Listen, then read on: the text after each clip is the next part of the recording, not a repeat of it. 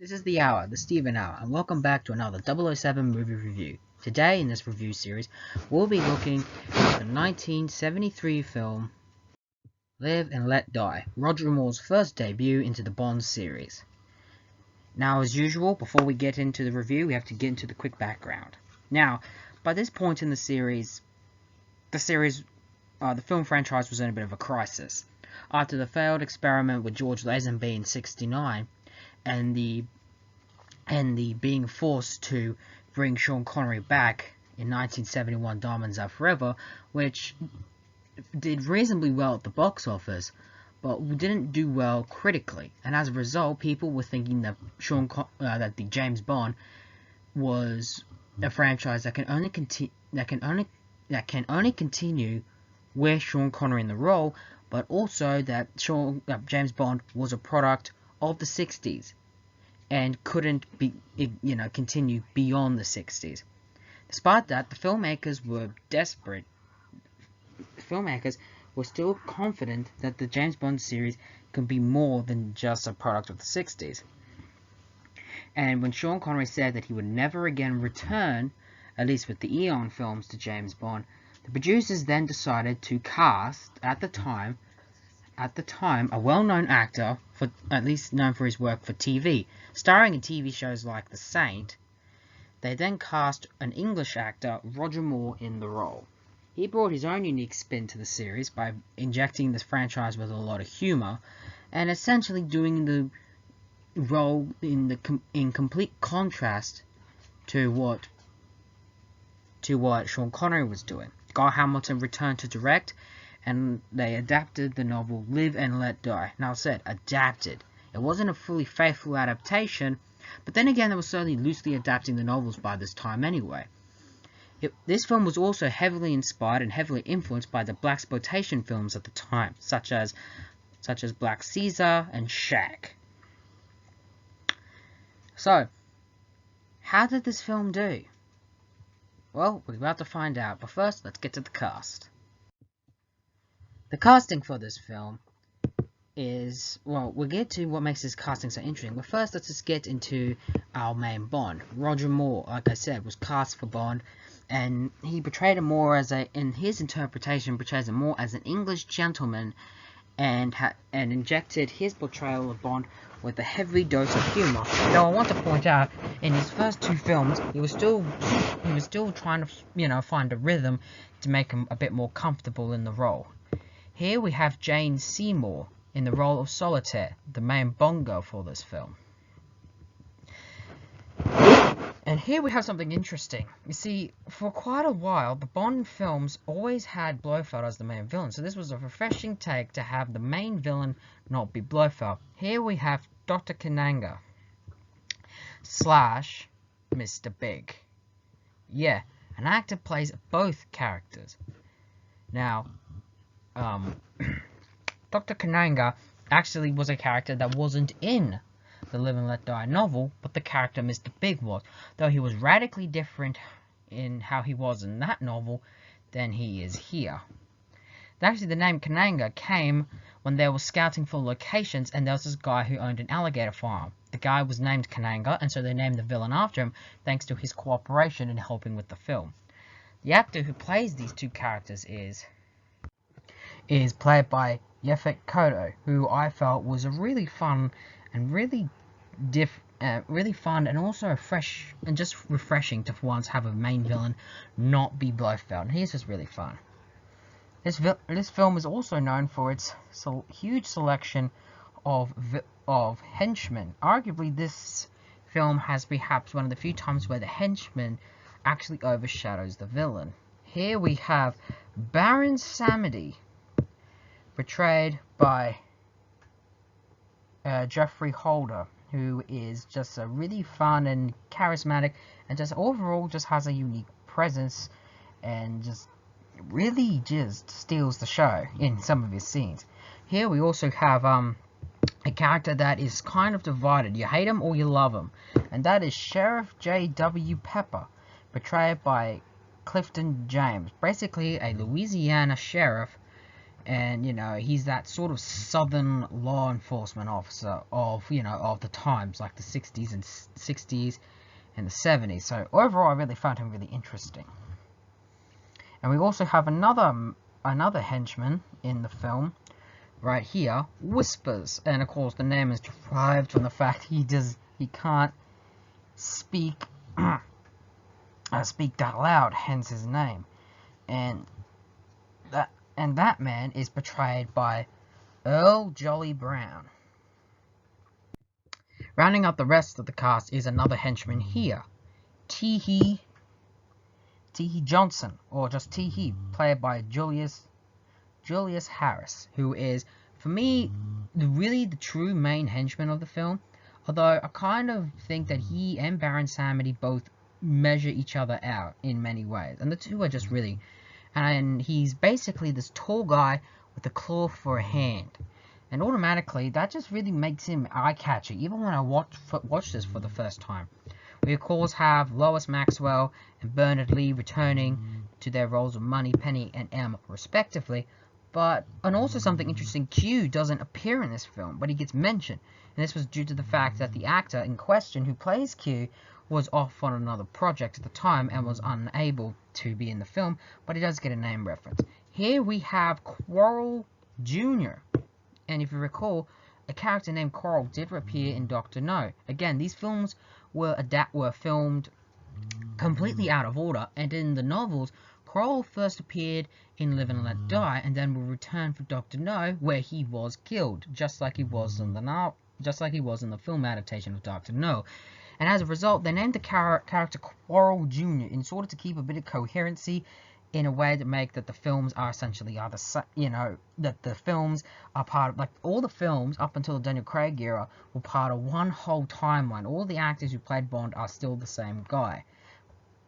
And yeah, so they just did that, and I found him to be really interesting. Really just a fun character. Here we just have a taxi driver, and played by Arnold Williams, and he is a really fun character. We also have, and he also working for the villain. Another villainous henchman we got here in this film is basically, he's really nameless and doesn't really, if at all, have a name. And sorry, voice is really starting to lose my voice. And he's basically just this nameless henchman who just appears, in certain scenes. The name's the character, although I have to research it, is named as Adam, but we never hear the character be called Adam, and he's portrayed by Tommy Lane. Here we also have another Bond ally, just like Quarrel, Strutter, portrayed by Lone Saturn, basically a CIA agent. We also here have arguably just one of the most boring characters and unnecessary characters is Rosie Carver, portrayed by Gloria Hendry. And basically she's kind of there for eye candy, and she's really annoying. Even I found her annoying when I first watched this. And then of course we have yet another Felix Leiter, portrayed by David Henderson, who portrays the character a little bit of bureaucrat, but unlike the first two where you really felt that they were desk jockeys, here you really have a genuine friendship with Bond, that they know each other, and you really find him that he is a capable agent, compared to the two bureaucrat ones that Guy Hamilton would always use. And I just found that he connected really well with Roger Moore's Bond, which I really like. Now, because his film is based on the blaxploitation films at the time, the majority of the cast here are not being racist, but are black. And that's because this film was based off the genre at the time. The Bond films would tend to adapt certain trends or certain genres into their films to keep up with the times. And as a result, at the time of the release, they would be seen as current and up to date, but when you look at them now, they can be viewed upon as very dated. Now, with that out of the way, let's get on to the actual plot, the whole film plot, or film. The movie begins like every other Bond film with the gun barrel, but this time we have replaced Sean Connery in the gun barrel to Roger Moore. And this will be the first time and for the rest of the series where in the gun barrel Bond no longer wore a hat, and has yet to still wear a traditional trademark fedora hat in future installments.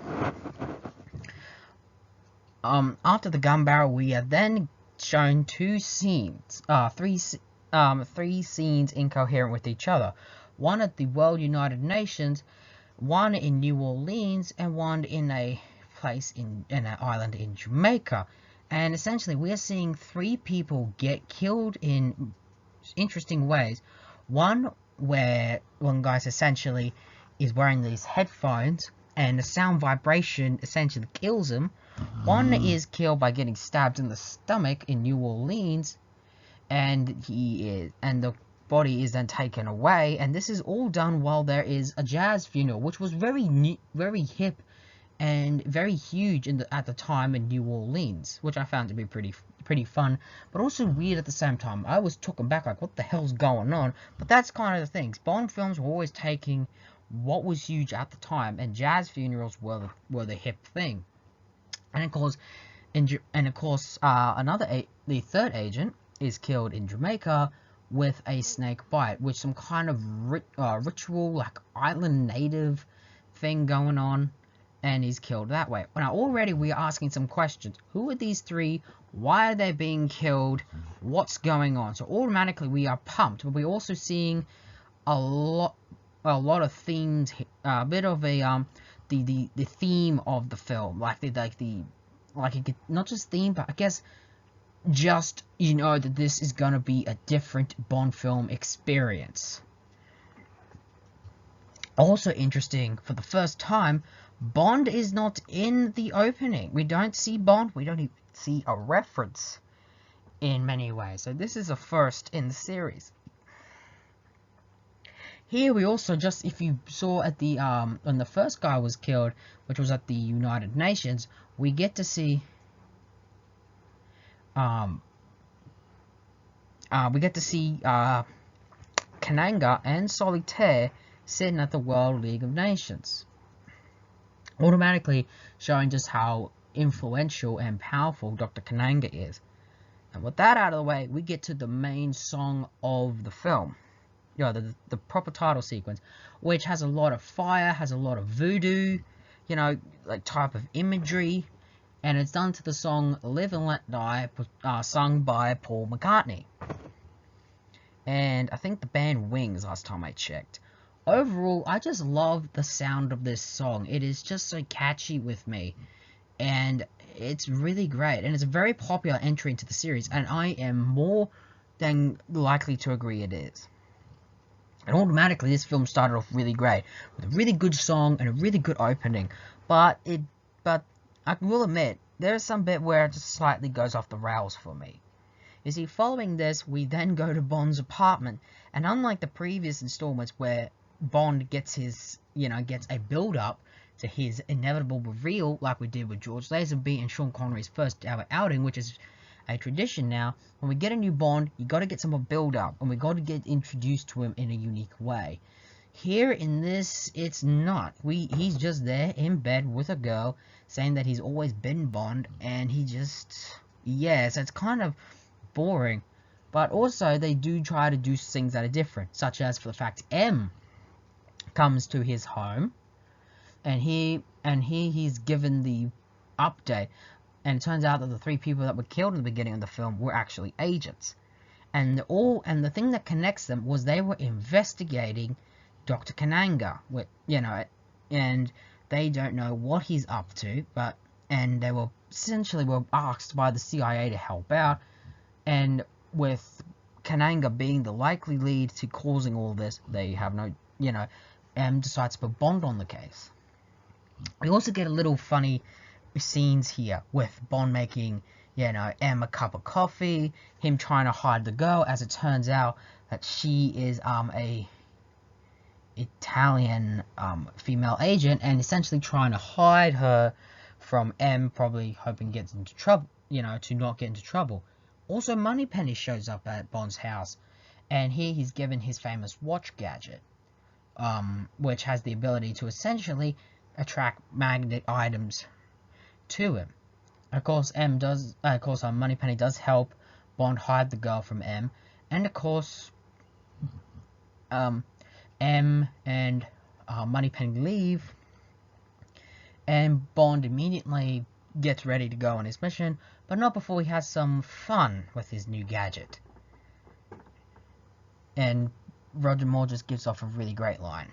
After that, Bond then takes a plane, but here's something really interesting. In that scene where the plane is traveling, it turns out that there's this woman who's using cards to predict Bond coming, how he's traveling, and what he brings. Essentially, like I said, voodoo in the black occult, and that are a huge theme of this film. Bond then gets to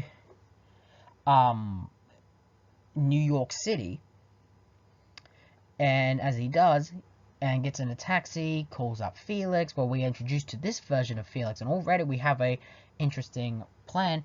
But we also find out that Felix has bugged Kananga's place that he's in, but Kananga's one step ahead and turns on a pre-recording device, and essentially this tape rolls with words being, tape rolls, while the CIA recording for what the tape is saying, they are getting changed to go somewhere. But whilst this whole thing is happening, Whispers, who was driving a Pimpmobile, that's what the car was called, and essentially kills the driver that was driving Bond's car, and it kind of causes a crash. Bond survives though, manages to get the address of the car, and goes to a voodoo shop. He gets into the voodoo shop, goes into the back room, and finds out that it's actually an underground garage, and finds the Pimpmobile. Just as he's investigating the whole thing, an elevator comes down and Bond goes into hiding, where Solitaire, Tee-Hee, and a mysterious figure whose face we not fully see get in a car and go. Bond then leaves, gets in a taxi, and follows that car.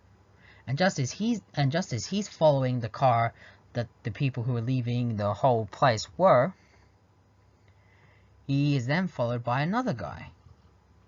And just as he's doing, we then find out that some of the villains in this film are definitely black and are working for the bad guys. And Bond, and as a result, the cars that were following each other all end up in Harlem, where they are outside a restaurant named Phillips Souls, which was the same restaurant where one of the agents were killed in the opening of the film. But of course, it was in a different place, New Orleans. Bond then steps into the bar, and just as he's doing it, we'll find out that the taxi driver is also in league with the villain, and then this guy, who has been following Bond in another car, pulls outside the bar or restaurant. I'm not really quite sure what you call it. Just as he does, he gets in, and he sticks out because he's the only white guy in the bar. Again, this is in Harlem, and Harlem is known for being an area predominantly dominated by African Americans. As he gets in, we then find out that this Bond is not like Sean Connery. Instead of ordering a martini, he orders pretty much what is a bourbon on the rocks. And he asks for information, only to essentially sit in a booth that revolves around, and he's in a new room surrounded by thugs who told him that the Mr. Big will see him in a minute. And just as he does, he then sees Solitaire for the first time playing with cards, and here Roger Moore finally gets his introductory line.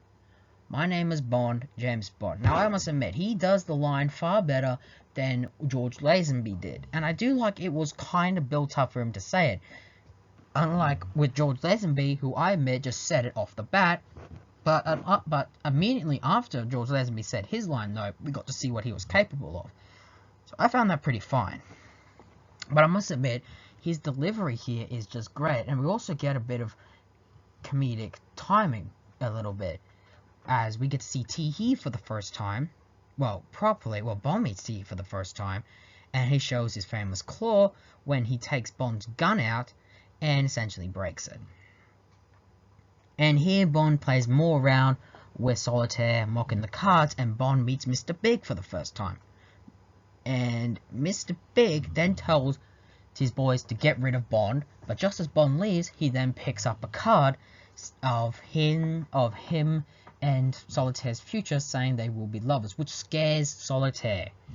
Bond then gets taken out back where he's essentially about to get killed, but instead he knocks out the thugs and quickly tries to get away, only to be stopped by the guy that was following him during that whole taxi ride. And it turns out the guy that was following him is Strutter, a CIA agent, and in league with Felix Leiter. They then quickly get into a car, and he explains that the guy he met, Mr. Big, is a well-known notorious gangster.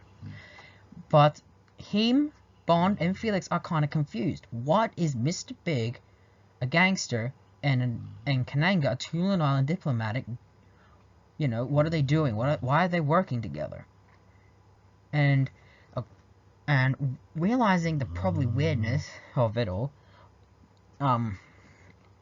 Bond later gets a call from Felix Leiter telling that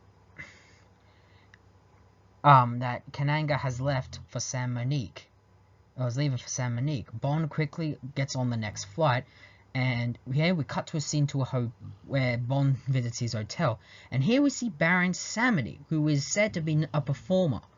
You know, an actor, well, performer who is dressed up like Baron Samedi, but he said, you know, as a sort of showmanship. I love this scene, how we get to see just how, you know, Jeffrey here just, you know, fully inhabits the role of Baron Samedi. Again, Jeffrey is a stage performer, he's done it all his life, so I really like how he just owns the role. And I kind of like for more modern Bond films to at least hire actors who have done more work on stage than in films. That was so great about the original Bond films. They got at least a little lesser known actors, or actors that were known in the industry, but not to the main audience. And I kind of miss that in more modern films. Just as that, Bond is in his hotel room, but of course we went to reception. A receptionist told him that Mrs. Bond is there, and he's taken back by this. I don't know if this is meant to be a reference to, you know, the death of Tracy, or that Bond has never been married before. It's up to interpretation, really. After that, he goes to his hotel room, check the place is bugged, it naturally is, and of course he's had an attempt made on his life with a snake. And of course, we had Whispers come into the hotel room, you know, delivering some champagne, and we had that little scene.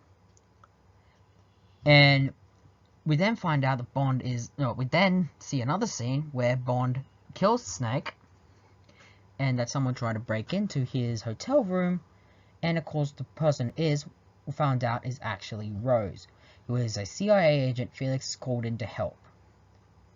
And Bond is a little bit skeptical of, you know, of her being there. And Roger Moore gets some good lines on. It is then hinted that those two had a, well, night together, I'll say that. And as Bond wakes up in the morning to have breakfast, he's then given a strange card, that of like the card that Solitaire has. He then leaves to go to a shop to find more about the card. Later that day, they then take a boat and go to essentially Kananga's Island, which is in Jamaica. Well, which is essentially the whole place is filmed in Jamaica, the island, but it is in San Monique. Again, it's taken a lot of liberties from the novel. As they get to the island, it turns out that it's been planned by Kananga to kill Bond there, and that Rose is actually a double agent. And of course, Kananga is calling Solitaire, using her cards to predict the future, to essentially, you know, ask, you know, what's Bond doing here? What's he up to? You know, will he die? But of course, Solitaire does end up lying to Kananga when she picks up a card, and he asks, will the future be death? She then says, yes, but the card was actually the future that Bond and Rose will be lovers, which is technically true, but Solitaire lies saying it will be death. And of course, Kananga is confident that his plan with Teehee and the guys in place to kill Bond. But however, things don't go as where they plan. Bond and Rose do end up making love, but Bond reveals he knows her true allegiance. Scared at not just this, but also scared at seeing the voodoo tree and screaming again. Rose does a lot of screaming, and scared that she's about to die, she then runs with Bond chasing after her. She is then killed, and Bond catches up to see a dead body. It is then revealed that the whole plan went awry, and Kananga demands to know from Solitaire what has happened. Here we then find out that, the Teehee and the guy, Teehee killed her using a device, because if she got caught, she would reveal everything and had to kill her. Kananga wants to know what went wrong, as he said she predicted death. But she does have a logical point, which I would find plausible. She said, "You did predict death, but the death she predicted must have been hers. You need to be more specific and not misinterpret what I hear." It's almost like Kananga, it's like, can you believe this? Or, it's clear that Kananga really believes in the voodoo magic Solitaire has. And it's as a history that Solitaire is actually taking on the position that her late mother had, as her mother did the same work for Kananga until eventually he took her magic away. And how he did that was by having sex with her. Again, this is a thing, apparently, that her mother magic was gone when she had sex with her, and now Solitaire has now taken on the position and all the magic courtesy of that, and in time Kananga will do the same to her, just like he did with her mother. He then leaves, and essentially Solitaire is a prisoner, forced to make these predictions to a crazy lunatic who believes in this, and she believes in it too, and all she wants is essentially to be free, but she has this false persona of being a strong, independent woman, but we know deep down she wants to be free. After this, Bond then makes his way to the island again with the help of Quarrel, who was the guy with the boat, and gets onto the island and goes into Solitaire's quarters. And here is a scene I'm not really fond of, where essentially Bond tricks Solitaire into bed by rigging the cards. For me, it just doesn't work with me, and kind of feels almost... I can't explain it, whether it's sexual assault. It just doesn't feel right for me. I mean, I got a chuckle out of it when I saw it as a little kid, and my parents laughed at it, but seeing it now, it just doesn't feel right with me. And the scene that follows is her in distraught of losing her power, losing any use to Kananga. And essentially, I do like the scene just before Bond walks away, when he's explaining like these rules, of rules and that, where essentially she asks if they could do it again. And unlike other Bonds who would just leave, Roger Moore's the type of Bond that would not hesitate when, to have sex again for the second time. And I laughed at that, but you get the idea. I have mixed feelings about that whole scene occurring, and it shows that Solitaire believes in the cards. Although Bond does say that he might have rigged it, Solitaire doesn't care, as what is done is done. The two then go walking around the island trying to get off the island, which they do. And here we are introduced to some chases by police, and Bond and that escape on a double-decker bus. Yeah. Also here in the scene, we then find out that there's this fear that's been guarded and is growing poppies, which is essentially heroin. So I automatically want to know, what the hell is he up to? What's the connection with Kananga, Mr. Big, and his evil plan? Bond and Quarrel quickly get essentially to New Orleans, where they're reacquainted with where Bond and Solitaire are reacquainted with a taxi driver, the same guy that was in earlier in the film. But here we also get introduced to another henchman, well, not proper henchman, but just a high-level goon in the Mr. Big's organization, I would say. Of course, we don't get his name. And here's a weird scene that kind of transpires. Basically, what they're going to do is throw Bond from 2,000 feet in the air. And it's kind of hinted that Solitaire was slightly in on it, but I'm not sure what it was. I like to think of it as Solitaire was trying to help Bond escape by pretending to still be in cahoots with them to give Bond a chance to escape, and she planned to escape too, but it gets captured. And here's a weird scene as Bond is running from all these guys, and essentially tries to mow them down or knock them down with the use of a plane with the pilot still in there by the name of Mrs. Bell. It is just a funny, weird, and kooky scene. Again, a lot of the camp that was used in Diamonds Are Forever is used a lot in the Roger Moore era, and is, I guess, the kind of thing that you would expect a lot from the Bond films of the 70s, I will admit. After that, Felix and Bond head their way to Fillet's Soul restaurant in New Orleans, the same place where one of the agents were killed in the opening of the movie, and essentially what happens to him happens to Strutter, who's been staking out the place. So we get another jazz funeral. As they get into the restaurant, Felix is called away, and Bond is essentially captured, where he comes face to face with Mr. Big and Tee-Hee. And basically, Mr. Big interrogates him, asking, did he touch Solitaire? You know, did he mess with the cards? Did you touch her? But he says he will not answer to him, he will answer to Dr. Kananga. Realizing that, he then rips off his face, revealing that Mr. Big is actually Dr. Kananga. When I was a kid, when I saw this, I was generally shocked. But seeing it now, I'm thinking to myself, how the hell could I be fooled? But it does explain why Mr. Big and Dr. Kananga are working together, because they are one and the same person. It is then revealed the plan, or the whole plan, which Bond and Kananga, that's this nice little scene that they do. It goes to Kananga's island, and the natives there are scared of voodoo. He uses that as cover for him to grow poppies, which is naturally heroin, and because of his connection as the gang leader Mr. Big and his chain's affiliate Soul restaurants as a legitimate cover, he plans to distribute all the heroin, $2 billion worth. But here's a catch. He wants to distribute it freely, resulting in all organized crime syndicates who are in the drug trade are forced out of business as they can't compete with the guy who distributes their drugs for free. With everyone out, he will then recharge up the prices, essentially being the only person, his whole organization, to essentially be, selling drugs in the nation. A really modern villain plan, and I'm thinking that this will be a thing that I think real legit gangsters could do in an attempt to corner and kick all the criminals out of the business. Automatically, it's a more modern, but it's not an over-the-top villain plot. It's more normal. It's not a super villain take over the world thing.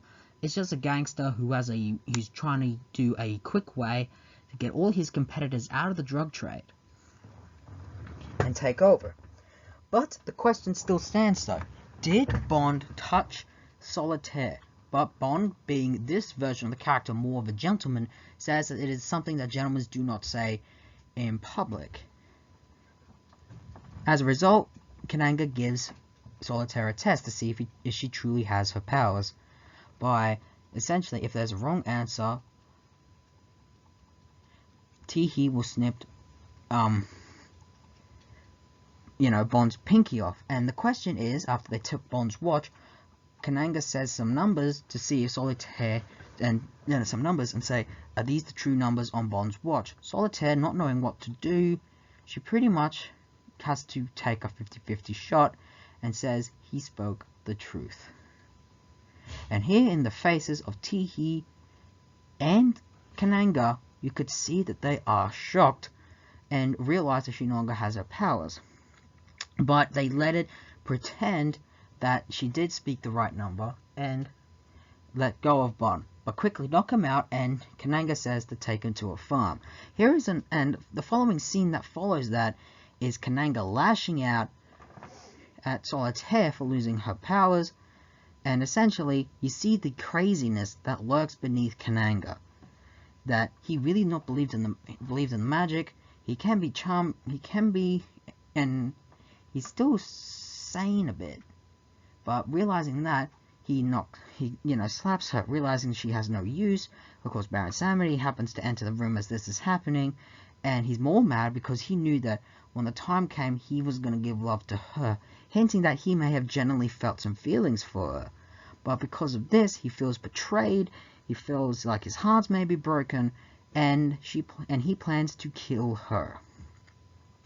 As this is happening, Bond is taken to an alligator farm in the New Orleans Bayou, and essentially we see a bit of more of the Kananga operation, with where the heroin will be transported to this lab.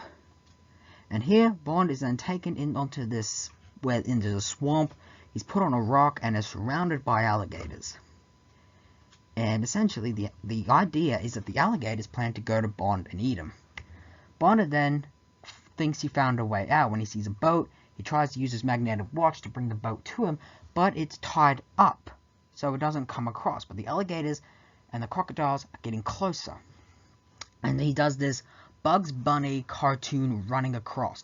Now, this was done for real. And it took him many tries to do this stunt, where basically the stuntman, who was Kananga, and this was on his property, we had to run over 3 alligators. And it's not that easy, as they are tied down, and as he does, they try to snap and grab him, and it was hard, but he finally managed to do it. Just as he does, he then lets the alligators go towards the facility where they're trying to manufacture the drugs, sets fire, and then runs off in a boat.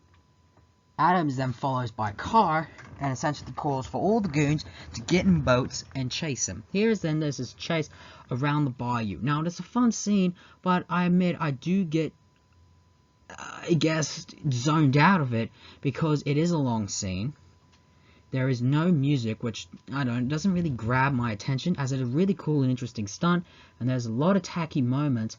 But here, during this whole long scene, we're introduced to Sheriff W. Pepper, and he is just a fun, campy presence to the film. And I just like how all this weird and hard to explain stuff is happening. There's a lot of boat jumps, boats going through stuff, and Sheriff W. Pepper and the police are just curious to what the hell's going on. Realizing that the boat chase is getting out of control, Sheriff calls up his brother-in-law to join in the chase, only for the brother-in-law to be knocked out and his boat taken over by Adams. The henchman that was introduced not just at the plane scene, but was there with Tee-Hee dropping Bond off at the alligator farm. Automatically, there's this boat showdown between Bond and Adams, but of course Bond comes out victorious, killing Adams by essentially steering a boat to explode. And I really do like how that scene was done with that Live and Let Die music in the background. It's just really great, at least to the end of the thing. Bond then pulls over at a port where he meets Felix Leiter, the CIA, and some of the sheriffs. And of course, Sheriff W. Pepper's there, and it's just a fun scene how when he thinks he's about to arrest him, he doesn't arrest him and is told the story. It's just funny. Overall, we then find out that Kananga is gone, along with Solitaire and Baron Samedi. They all have left for the island. We then cut to a scene where Bond and Quarrel plan to sneak their way onto the island under the cover of darkness and destroy Kananga's operations and rescue Solitaire. The scene goes off pretty great. Here, they destroy the poppies and they rescue Solitaire, but end up killing Baron Samedi and another guy there. I can't really explain it, but some weird guy there as well. Here, they then go down to these underground caves, where they fight a lot of the goons, and it is a really spectacular thing. And again, the film is reinforcing that the voodoo that is shown in the film is fake, it's not real. Eventually, they get to the last bottom of the cave, where they see Dr. Kananga, Whispers, and a small group of thugs. And here, Kananga is more joyful. It's like his more sane personality now has dwindled. He's no longer that. He's a little bit off his rocker. And here and of course we are introduced to Bond's pellet, gadget and all that. And just as that's happening, Bond and Solitaire are tied up on this crane, and essentially planned to be lowered down into the water where sharks will come and eat them. But just before Kananga does that, he cuts Bond up a bit so some blood will drop in the water, attracting the sharks. And just as that's happening, Bond uses his watch to the magnet, to take a pellet, one of the pellets, shark pellets, and secretly hides it. But he also uses his watch to turn into a buzzsaw to cut the ropes. The problem with that is it wasn't introduced as what the watch was capable of. It kind of comes out of nowhere, and that doesn't give me any satisfaction. Bond quickly gets untied and takes down Whispers and fights Kananga. Here, Kananga does this more island fighting style with his hands and the knife, and again, he really looks like a guy who could really take Bond on in a fight, rather than having your traditional villains that more sit back and orders the henchmen to do so. Then the fight later goes into the water, where you think, oh, what's going to happen now? Because they're in a water full of sharks. But because this is the Roger Moore's Bond era, the villains usually go out in a very campy and silly way. So what ends up happening is Bond puts the shark pellet that was introduced that can blow stuff up in a scene when they found Kananga in the underground caves. He puts it in his mouth, and he inflates like a balloon, reaches the top, and explodes.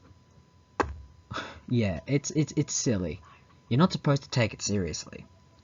Overall, that scene ends, and with Kananga's operations now destroyed, we then cut to a scene where Solitaire and Bond take a train ride to have some quality time.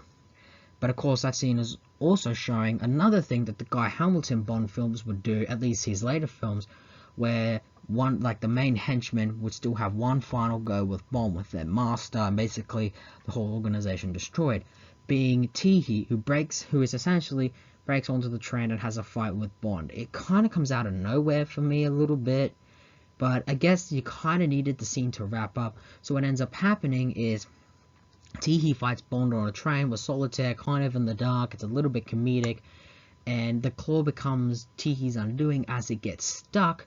And what happens, Teehee is thrown from the train, but his claw, gets ripped off him. And essentially Teehee's dead.